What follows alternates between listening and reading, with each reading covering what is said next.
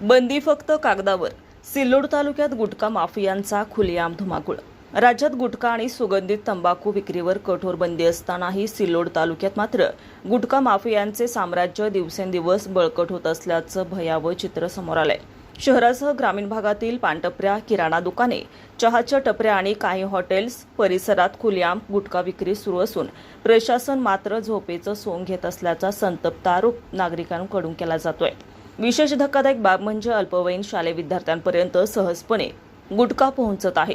शाळा, महाविद्यालय आणि बसस्थानक परिसरात काही विक्रेते कायद्याला थेट आवाहन देत सर्रास गुटखा विक्री करत असल्याचं दिसून येत आहे. त्यामुळे युवकांचे आरोग्य धोक्यात आलं असून व्यसनाधीनतेचे प्रमाण झपाट्याने वाढत असल्याची भीती व्यक्त केली जाते. स्थानिकांच्या माहितीनुसार तालुक्यात गुटखा पुरवठ्यासाठी स्वतंत्र नेटवर्क कार्यरत असून रात्रीच्या अंधारात मोठ्या प्रमाणावर मालाची वाहतूक केली जाते. काही ठिकाणी ग्राहकांना संकेत शब्दावर किंवा लपून गुटखा दिला जात असल्याचीही चर्चा रंगली आहे. एवढे सगळे सुरू असताना संबंधित यंत्रणांना याची माहिती नाही का, असा सवाल नागरिक उपस्थित करतायत. अन्न आणि औषध प्रशासन, पोलीस विभाग आणि स्थानिक प्रशासनाकडून अधूनमधून कारवाया केल्या जातात, मात्र त्या फक्त फोटो सेशन आणि दिखाव्यापुरत्याच असल्याची तीव्र टीका होत आहे.